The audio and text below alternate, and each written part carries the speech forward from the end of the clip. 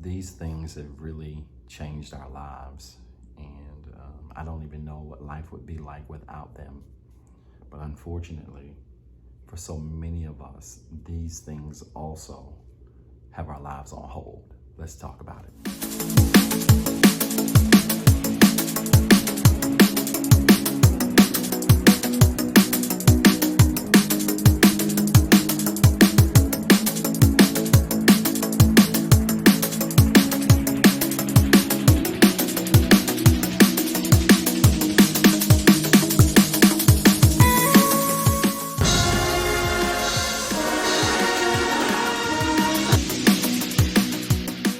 What's up, everybody? This is Dr. Zeb, your everyday life coach, and I provide you with tools for practical living so that you can transform tomorrow today. Can't lie, I've been waiting to record this video for a very long time. This video was probably, honestly, about a year in the making, and I've just really been rethinking about my channel and what my focus is going to be. And this video really hits home because it really connects to my professional research and just something that I believe in, that I know to be true. And I'm excited to teach this session today and talk through this particular topic today. And I think it's gonna benefit you. Before we do it, do me a favor. I want you to follow us on all of our social media networks. Make sure you like this channel if you haven't already. Subscribe to our channel, hit that subscribe button, hit that bell notification icon. And I highly encourage that you leave a comment. Let us know what you think about the content that we try to share here. I am about to go on vacation, but I wanted to release this video before vacation because it really is just a video and a topic that I've been dying to talk about for some time now. Now, let's get into it. What's keeping our lives on hold? I am going to live to you that cell phones are keeping your life completely on hold. And I'm gonna take some minutes today and explain this. Now, don't misunderstand the video. I believe in the power of technology. I believe that technology has forever changed our lives and the way in which we live and work and interact and engage with others, and the opportunities that it is in fact opened up for us to be able to connect and engage with others. Technology is here to stay. Technology isn't going anywhere. However, I believe that we have, as humans, a responsibility to make sure that we manage technology, and specifically cell phones, that we manage our phones and don't allow our phones to manage us. And I believe that our phones today run our lives and ruin our lives more than just about anything that we're connected to. Now, I'm going to prove this argument and give you several things to think about that I think is going to be beneficial. Now, if you do any reading or research on the chemical called dopamine. Dopamine, you probably know, is a chemical that is released anytime our senses are sparked. And so anytime we are involved in things that spark our senses, dopamine is released in our system that causes us to feel the sensation of what we're experiencing. It is this high, this chemical high that dopamine releases to us that creates ultimately addiction. So, the same chemical called dopamine that is released when you experience a high from alcohol that can cause you to be addicted to alcohol. The same dopamine that is released when you, say, smoke a cigarette or any other type of recreational drug that is released that causes us to have a high is the same dopamine that can create addiction to smoking or some type of recreational drug. The same chemical called dopamine that's released when you're involved in sexual activity that causes some people to be addicted to sex is the same dopamine that, believe it or not, is released when we use our cell phones. And it's crazy because the same thing that creates alcohol addiction, that creates drug addiction, that creates any type of addiction that we have. Because again, addictions are things that we experience when we receive a spike in dopamine, and that spike is extended and repeated, right? So if you continue to extend your dopamine levels and you continue to do this on a regular basis, then this continuous extension of dopamine, these heightened senses that we experience when we do things, creates that addiction to those things. And you got to know this, that a little bit of anything may not harm you. But if you continue to do anything and your dopamine rises as you continue to do those things, this can, and it's not guaranteed, but it can create addiction in your life. And I want to lift to you that I believe that more people than realize are addicted to their cell phones. I could literally do a 2-hour video on this content. But let me just say this and really summarize it this way. There's nothing that frustrates me. I'm about to get on the plane tomorrow and head to vacation. It's going to be trip number, 8 of 9 for me in the last 60 some odd days. I've been everywhere. But one of the things that I will say is it's always so funny to watch. I can be sitting at breakfast or dinner, at the pool, wherever, and you'll look up and you'll see people at a table and they should be conversing with one another, and everybody is at the table like this. You know, just everybody's like this, and heads are down. The waiter or waitress is standing there talking, and you might look up to give your drink order and you go right back down, and nobody's looking each other in the face, and you might be laughing and talking, but nobody's engaging with one another through the eyes. All the engagement and attention is through those phones. And that's always so very disheartening. I believe that relationships, friendships, business connections, our relationships with our children, I believe all of these things are severely impacted by overuse of cell phone technology. And the spikes in dopamine that we receive when we are scrolling through social media, and we're posting things on social media, and responding to videos and seeing videos that bring out these emotions of laughter or fear or courage or inspiration even. As our dopamine levels spike even in engaging through social media, through our cell phones, we find ourselves becoming addicted to these devices. And not only us, but I think this is especially troubling even for children.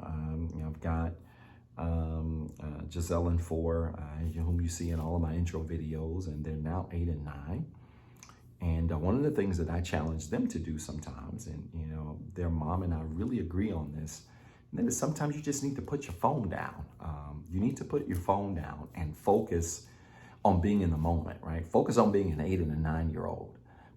Because we see even now, if we'll be honest, we even see now challenges with so many young people, millennials and Zs especially, in areas of self-esteem and anxiety. I've never seen a time where more 7 and 8-year-olds are talking about being depressed at 7 and 8. And while we can't put all of the blame on social media and technology, I would venture to say that these little devices right here really have the potential to play a role in how many young people even view themselves, and the anxiety and the depression that they experience by simply going online and seeing other people's likes and views and social media popularity, or the life that they are portraying, other people are portraying themselves to live, and then taking that and beginning to compare ourselves with what we see on social media, all through the lens of a cell phone that happens within a matter of seconds. And it causes anxiety and depression, and our young people, and even older people for that matter. It's not just a millennial and Z thing. I have coaching clients who are older than me, who struggle with anxiety and depression and comparing their life and where they are to what they see on social media, and thinking that they should be a lot further than where they are, without the nuances and the details of how people became to become where they are. And this all happens, again, through this little device. I believe this. I think If we look at things like cigarettes, I believe cigarettes I think you have to be at least 18 to smoke. I think alcohol, you have to be, here in the United States, you have to be 21 to drink. In other countries, you can be as young as 18 to drink. You have to be at least 18 to enroll and enlist in the military. As crazy as it sounds, I think part of our challenge is the fact that drugs have age requirements and even technology does not. And my kids think I'm such an old man, but I tell them, look, I think I might have been 16 before I received my first cell phone. And, my kids are 8 and 9, and they have cell phones. And not only cell phones, by the way, they have Apple cell phones. So, blame me. I know I'm part of my kids being spoiled. Their mom spoils them. Their grandparents spoil them. They're great, incredible kids. They make great grades. They have their heads on well and very mannerable, respectful kids. But they have cell phones at 8 and 9. And at 8 and 9, my generation, we weren't thinking about, cell phones. We didn't have access to cell phones. And I would lift up to you that maybe all of us as parents should be very mindful of how much we allow our children literally to sit at the table on their devices instead of having conversation. We didn't have cell phones at 8 and 9, but one of the things we did have is that we would sit at the table and have conversations. I would sit at the table. My brother and sister would sit at the table with my parents. Both of them when we could. My father, he was always working. Many times there would be all of us sitting at the table. We would have conversations about our day and things that were going on. We didn't have cell phones. They had house phones. Cell phones weren't really even that popular back then. They had bag phones, old school bag phones. For those of you that might be old enough to remember those. But man, we sat at the table and we actually looked each other in the face, had conversations and talked to each other and asked each other about our day, and was able to receive feedback about things that were going on that we could do better as children, able to ask hard questions and tough questions to our parents about things they had going on in their lives. We were able to gain valuable life lessons from them as they talked about the challenges in their lives.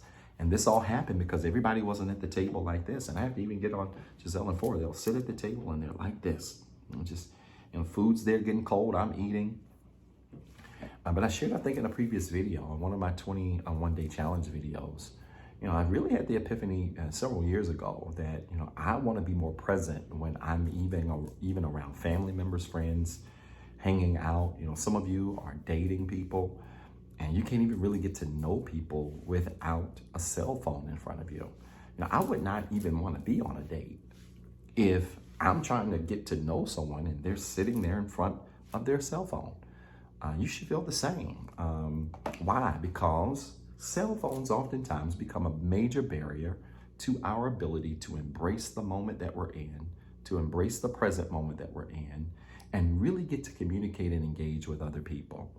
And so I believe that kids and adults become addicted to technology because the access that it provides always keeps you on edge, right? This is why when you wake up, you don't pray or meditate first or whatever you do, or do some type of exercise to really just be thankful for the day and embrace your gratitude for the day. No, most of you, when you wake up, you stretch, you reach over and you grab your cell phone and you start checking your text messages and you check your DMs from all of your social media accounts. Some of you go right to email and you start reading emails that came in overnight. That's the first thing you do. Like, you're literally still in the bed. And I know people, I have clients who tell me, Dr. Zeb, I reach over for my cell phone and I find myself, my alarm goes off at 5 o'clock and I find myself laying in the bed from 5 until 6, an hour, just reading through notifications and responding to inbox messages, DMs, all of these things. And I believe this, that when technology becomes your first go-to tool of choice every single day you wake up, it really sets the tone for your day. I'm a believer, so I pray. Every morning I get up at 4:30 during the weekdays. I get up, and the very first thing that I do, I reach out and I grab my phone because it's my alarm too. So gone are the days of old school alarm clocks. Me and my brothers and sisters were laughing because my dad, wanted to buy an alarm clock to take with us to Disney World when he took his kids and grandkids to Disney World. Like, dude, like nobody uses an old school alarm clock anymore. Everybody uses their phone. So I do grab my phone, when the alarm goes off to hit stop. Then I get up, I put the phone down, I get up and I commence to, get on my knees next to my bed and I pray. Why? Because it sets the tone for my day, number one. And not only that, it ensures that technology doesn't become my main focal point for the day. I don't just lean over and just grab my phone and check my message. And many of you are guilty of this. If you are bold enough to admit that you ought to leave a comment and let me know. It takes boldness to admit, hey, Dr. Zeb, I am one of those people. Literally, some of you even sleep next to your phone. Like your phone is next to you. You wake up throughout the night and you grab your phone and if you wake up and you scroll through your messages and you cut it off and you try to go back to sleep. No. Phones and technology have impacted your ability to rest. But more than that, it has impacted the way you've started your day. And I found that prayer, meditation, some form of gratitude to start your day really goes a long way in setting your mentality for being able to handle the challenges of the day. So I want to challenge even all of you to minimize the amount of dopamine that is sparked, right? And if you don't believe it is, just try this. I know what it's like sometimes, to have a hard time going to sleep. And if you've ever had a hard time going to sleep, if you don't believe what I'm saying is true, if you've ever had a hard time going to sleep, and let's say it's 10 p.m. and you've had a hard time going to sleep, and then you are laying in your bed or you're on your phone, and you start watching YouTube videos, and you see a video that's an interesting video, and then of course the algorithms lead you to another video, and that video leads you to another video, which in turn has a Facebook link to it, and you click on that, and now you're on Facebook, and then you're down this rabbit hole where one link is leading you to one link, one video is leading you to one video. Before you know it, you can lay in the bed with your phone at 10 a.m. and it be 1 a.m. in the morning. And you've been on your phone for 3 hours scrolling and watching videos, and you don't even realize it because your dopamine, your senses have been sparked so high with interest from what you've been watching that it's literally overtaken you and the time has passed you by. I want to suggest that if we would really minimize our cell phone usage, our technology usage, it would really change a lot of things that we have become so, grown accustomed to. And it's really this idea about instant gratification. I may do a separate video about instant gratification. One of the things that cell phones do is cell phones create instant gratification. We were laughing. I was at a trip a couple of weeks ago and people were talking about how, they just, if you look through their Google search history, you would be entertained. And a lot of people could say that, right? We could probably look through your Google search history. You could look through mine and you would see some interesting things. We all ask Google a lot of things. How do I fix a tire? How do I patch a ceiling? How do I get rid of a headache? How do I get over something? You have all of these things in Google. And it is because you can type a question into Google, and what does Google do? Google sends you an answer immediately. And that answer leads you to another question, which leads you to another question, which leads you to another answer, right? And so there's this instant gratification through answers and access to what you have that keeps you addicted to technology, right? But believe it or not, there was a day where Google did not exist. There was a day where microwaves didn't exist. And older people talk about how instead of warming up pizza in a microwave, they put it in an oven. Did it take longer? Yes. But the product was a whole lot better. You don't believe this? I'm a pizza lover. Pizza is one of those foods I could literally eat several times a day, every day. I love pizza. And I don't have it during the week. I normally have it as cheat meals and things like that on the weekend. So I could just, keep it in the road and stay as fit and healthy as I am. But if you don't believe this, warm up a piece of pizza in the oven. It takes longer. You just got to let the oven, get hot. You got to wait on it, all of that stuff. I get it. But warm up a piece of pizza in the oven and then eat that pizza and tell me about the quality of the pizza when you finish. It's not going to be as chewy. It's not going to be as gooey. The cheese isn't going to be hard. It's going to feel like a brand new slice of pizza when you put it in your mouth. Why? because you have taken the long way around and you have focused on warming up the pizza in a more thorough way versus a faster way. And this is what technology does. Technology, yes, gives you fast answers, but it also spikes your dopamine and gets you addicted to getting immediate results. And because of this addiction, we find ourselves in situations where cell phones destroy valuable character traits that we should all possess, like patience, right? If I know I can get an answer immediately through my cell phone by just, going to Google or asking Siri, then, it can impact my ability to be patient and wait on things. So people struggle with patience in their lives. Why? Because they know they can just go on their cell phone and they can order something or they can get an answer to something, right? So it destroys things, valuable traits like patience, like awareness, right? It is this whole idea that instead of sitting at a table and enjoying the company that you're with, you're on your cell phone, right? You have no sense of awareness that you're missing opportunities to engage with the people around you. Why? Because your focus is all on your cell phone. Or, God forbid, the person that's on the elevator that's talking loud on their cell phone and it's a crowded elevator, which is one of my major pet peeves, right? You just lose all sense of self-awareness that your conversation is probably something everybody else on the elevator doesn't want to hear, but because we're so addicted to our cell phones and having them and being able to utilize them when we want to, how we want to, it impacts awareness. Esteem. Self-esteem. I can't tell you the number of people that I know who take pictures down. They post pictures on social media. They don't get as many likes as they want. They take it down. The lighting isn't perfect, so they don't post it up, right? Their self-esteem and their confidence and how they look and how they present themselves is based on the number of likes that they have. Or their self-esteem or confidence based on the posts that they post. Maybe you're a motivational speaker, you do inspirational posts and they're great to you, but only 6 people like them and you've got 2,000 friends. So you begin to question your worth and value and esteem and your confidence because of how people have responded to you through this device right here. And none of that stuff really matters. What about self-control? People lose self-control through social media. They spend so much time on social media. Go back to the 10 p.m. example that I gave you. If you can't sleep, you look up, it's 2, 3, 4 hours that you've spent on social media through your cell phone, or that you spent texting people or watching videos all through this device right here.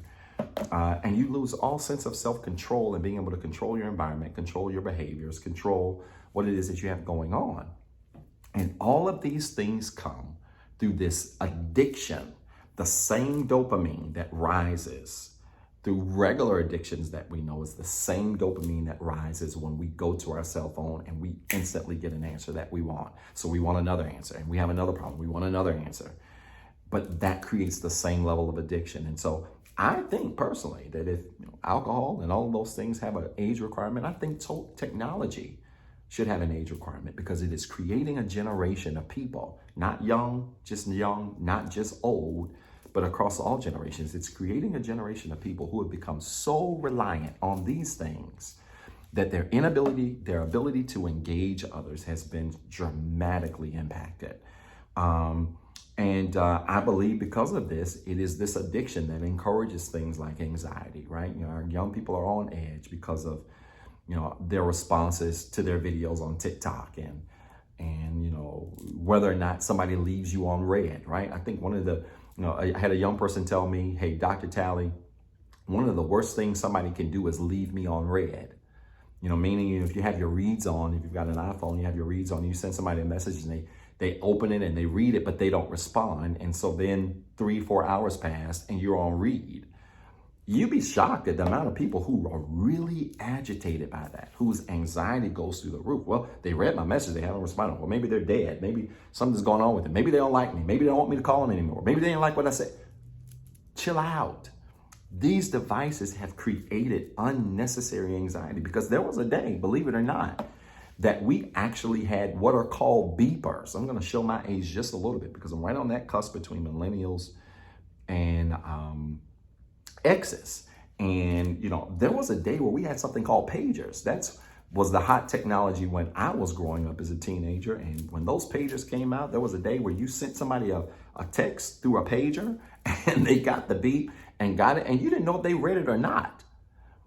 But this society that we live in, anxiety is sometimes increased by somebody simply reading your message and not responding. Depression. I know people that are depressed because they measure their lives against what they see on social media and other people's lives.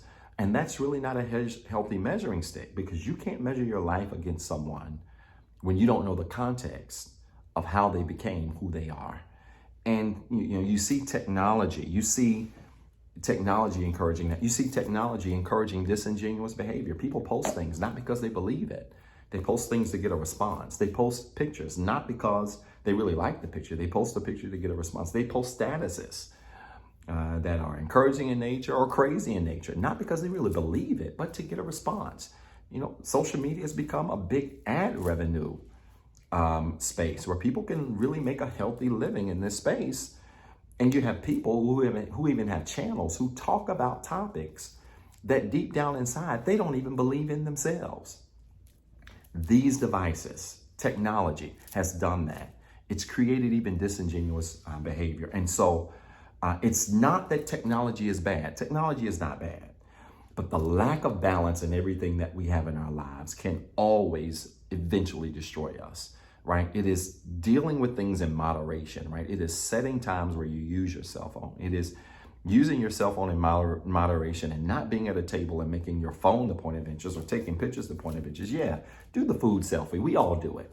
Do the food selfie, then put the phone down. And if you're with someone or on a date or with family or friends or whatever, hanging out, enjoy the company of that moment. Because here's the thing, you can always go back and see a picture.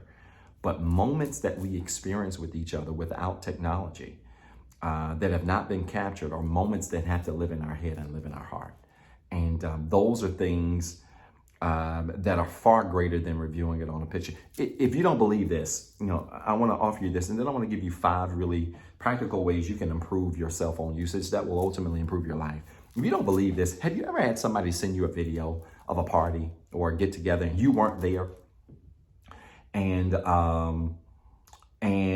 you received that video and you looked at that party, that situation, whatever they sent you, and you looked at it and it was great, but you could tell the people in the video were having a whole lot more fun than you were watching the video. It's not that they didn't have fun, and it's not that you didn't enjoy the video, but being there is nothing like, seeing it on a video is nothing like being there, right? Being there will always trump seeing it on a video. Why? Because nothing can replace live interaction. Do the same thing for your videos. I've got, like most people, all kinds of videos and photos on my phone from just memorable trips and outings and videos and photos of my kids when they've grown up and all of those things. And I remember being there and capturing them on video and remember what I felt when I was in that moment. And while watching the video again can bring a smile to my face and maybe make my dopamine rise a little bit, it's nothing like the experience that it was of being there. There's just certain things that you experience, most things that really spike our dopamine and really get our senses going and our juices going, that we've experienced, that we've recorded, even if you go back and watch them, might bring back some of that excitement. But that excitement is never enough to have replaced the real thing. Why? Because there's something to be said about experiencing a moment. And so I want to lift to you that technology, specifically cell phones, for many of you, is keeping your life on hold. It's not that you're not going to have a tremendous life. It's not that you don't have great future plans for your life, but it is your reliance on technology. It is the fact that you can't even go to the bathroom without your cell phone in your hand that oftentimes is causing you to become addicted to a device that's causing you to miss your life as it passes you by. So I want to do this. I want to give you 5 ways you can improve your cell phone usage. I'm a practical teacher. I believe in being very practical in everything that I do. I want to give you something that you can apply to your life that'll make your life better. Number 1, here are 5 ways that you can improve cell phone usage. Number 1, stop reaching for your phone first every single day. We talked about this in the video. I want you to stop reaching for your phone first every single day. Yeah, if you've got an alarm, hit it off. But then after you do that, pray, meditate, work out, do something to help to start your day without technology, and watch how much more clear-minded and more focused you'll be. And so even if things go left in your life, even if you have a crazy day and all kinds of crazy, foolish things happen in your day, You're going to be a little bit more mentally and emotionally grounded because you didn't start your day with these things. You started your day with an exercise or some type of routine that exercised you physically, spiritually, emotionally, mentally, or in some other kind of healthy way. Number 2, I want you to try reading more from old-fashioned sources.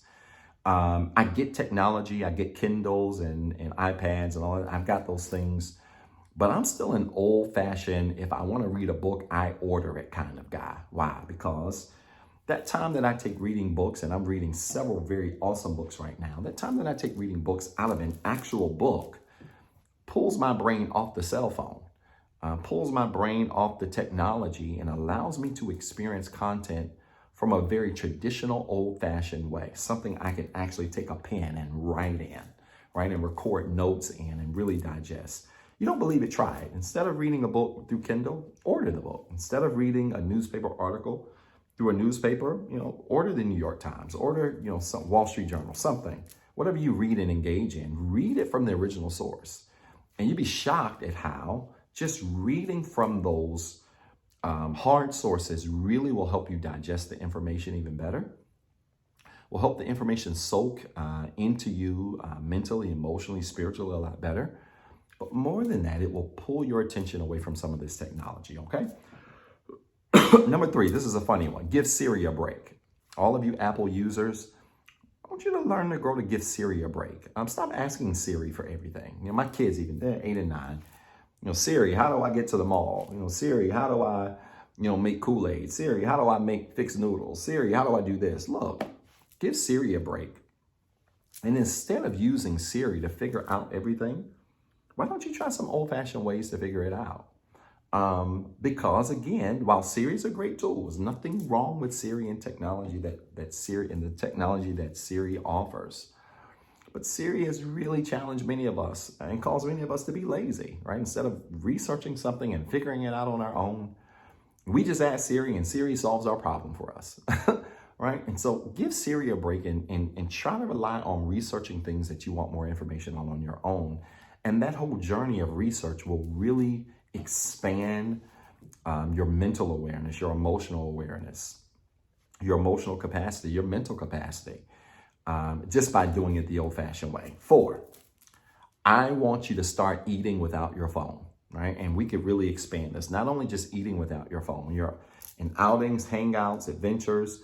If it's your birthday, you don't need to take a picture of the crowd. Let somebody else do that. You sit there in front of your cake with all of your friends and let them soak up the moment and send you videos later, right? You can't celebrate your birthday and everybody's singing happy birthday to you and you like this, you got the cake. No, enjoy that moment, embrace that moment. Go to dinner, go to parties, go to outings, go to events, go to church and put your cell phone down. A lot of churches today are recording. You can catch the broadcast later and watch it on YouTube or whatever. Embrace the moment that you're in and learn how to dine and enjoy life without your phone. And I promise you, your engagements, your encounters with others are going to be so much more meaningful when you're just sitting at the table, you've got food in front of you, and you're looking them in the face, they're getting to know you, you're getting to know them. And watch how much more meaningful those relationships and connections will be in your life. 5, and this is very similar to what I said in 3, and that's this. Give Google a break and learn how to research with people. Give Google a break and learn how to research with people. I found myself now, instead of just YouTubing everything, how to repair a deck, I call people that I know do house repair or home repairs. And I say, hey, have you ever repaired a deck? Yes. How did you do it? What do I need to get? Believe it or not, just communicating that with someone physically, instead of looking through your cell phone again and watching 6 hours of YouTube videos to figure it out, really challenges you to be able to learn things through communication and engagement with people, which in turn will help you to learn it and absorb the information better. Yes, as a PhD researcher who did his research work on generational studies, I will tell you that your ability to absorb information a whole lot better, research supports this. Our ability to absorb information a whole lot better is also connected to how much or how little we utilize technology for those things that we're researching or doing. Right? Minimize that use for technology to figure out things and utilize and lean on people, right? Lean on hard sources to figure things out. Give Google a break. Give your search history a break and call people, talk to them, and allow that one-on-one engagement to help you become more solid in that thing that you're learning. Listen, I hope this video was helpful. Again, it's a longer video, much longer than what I normally do, but this might be one of the most important videos I've ever recorded, because I really believe that society as a whole has an incredible addiction to these things. And if you do not work to correct your addiction to your cell phone, you'll find your life passing you by because you've spent more time looking in a phone than you have looking in the eyes and the hearts of other people.